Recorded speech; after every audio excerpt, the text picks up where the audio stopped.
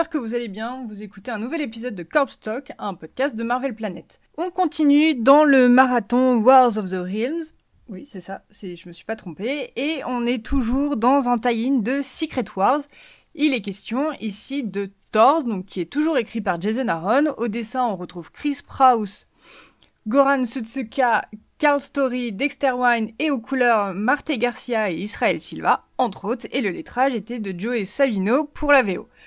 En VF, donc, c'est sorti dans les kiosques Secret Wars, Avengers, si je ne dis pas de bêtises, et c'est aussi disponible en librairie dans la série Marvel Now. Je l'ai déjà dit au moment de Angela 1602, mais je vais le redire ici.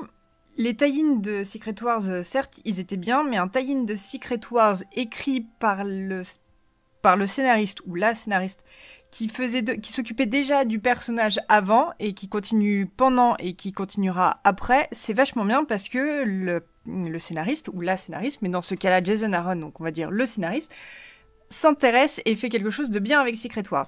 Comme on est dans Secret Wars, petit réexplicatif, les Thors, parce que c'est avec un S, parce qu'il y a plein de Thors, ils sont, et elles sont, l'équivalent en fait de la police.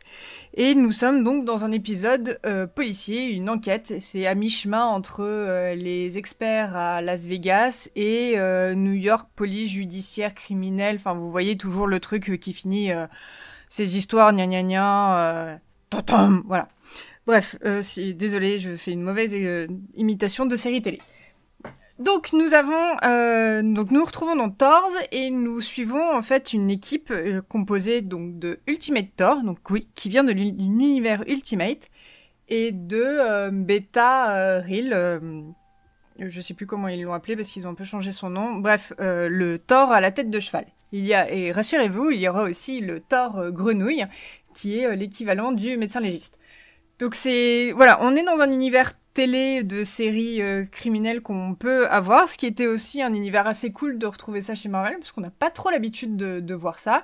Et on a des Thors, mais qui ne sont pas nos Thors, parce que on retrouve pas vraiment Thor Odinson indigne avec son bras en moins. Oui, j'avais oublié de vous dire qu'on lui avait coupé son bras, que Malekith lui avait coupé son bras. On le retrouve dans Thors, mais dans une autre... bref, de manière différente, mais on le retrouve. Et en fait, c'est assez cool parce que on voit bien que c'est pas trop les personnages qu'on suivait en fait de manière régulière avant Secret Wars, mais cependant il y a quand même des éléments qui arrivent donc dans ce tie-in de Secret Wars, et il y aura aussi des éléments qui vont se retrouver après Secret Wars. On en reparlera bientôt, je crois, si je ne dis pas de bêtises, mais pour le moment, je ne dis rien. Donc, c'est en ça... Déjà, Jason Aaron, depuis le début, c'est un très très bon scénariste.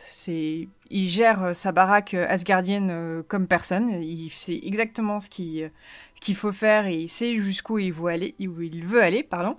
Et il utilise aussi Secret Wars, ce tie-in de Secret Wars de manière très bien parce qu'il fait une autre histoire, tout en l'impliquant dans son grand chemin, dans sa grande saga asgardienne. Et c'est en ça que c'est super cool, parce que on a une histoire inédite, mais on a Thor Odinson, on a Jane Foster, et on a l'Ultimate Thor avec son marteau.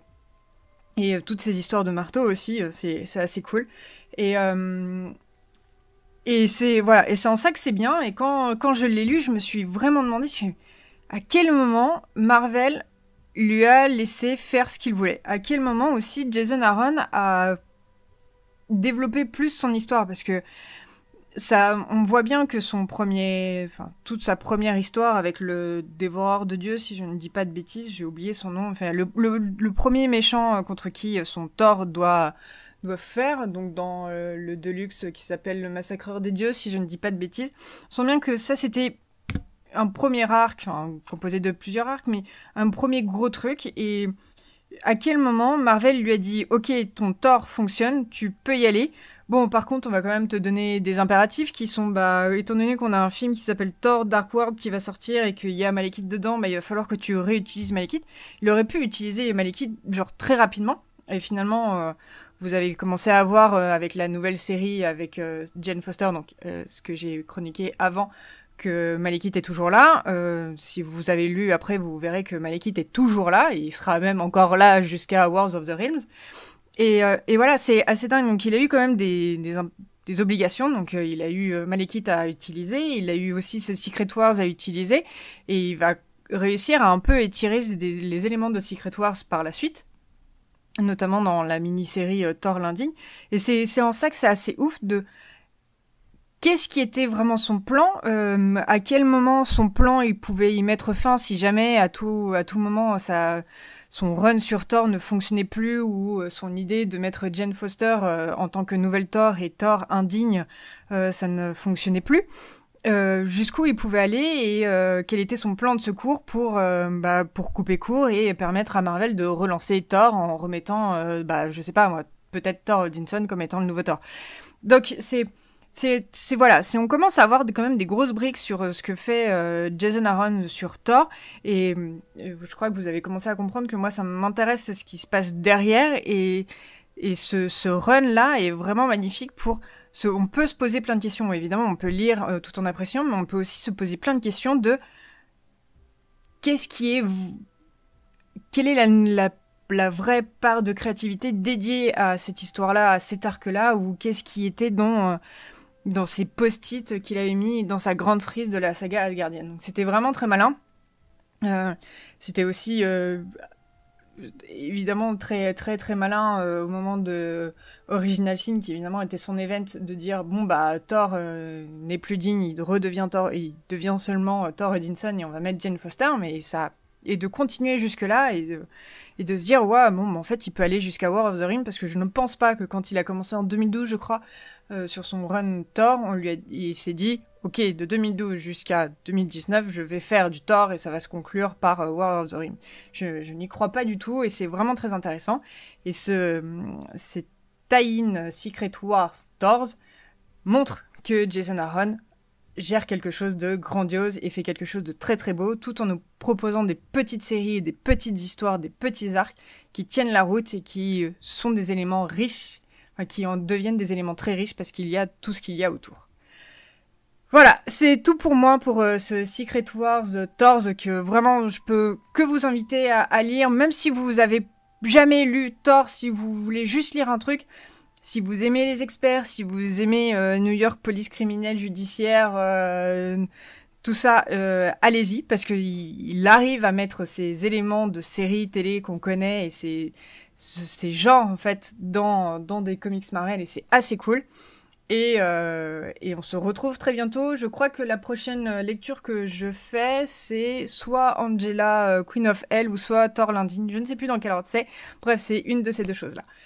Merci de m'avoir écouté jusqu'au bout. Je suis un peu plus active sur YouTube ces derniers temps, donc il y a des nouvelles vidéos où je parle des dernières lectures des dernières séries que j'ai lues qui ont été écrites par Kelly Thompson, donc il y a plusieurs choses, et aussi je vous parle du concours de Topco que je vais faire. Bref, allez sur YouTube si vous voulez plus d'infos. Merci tout le monde, salut!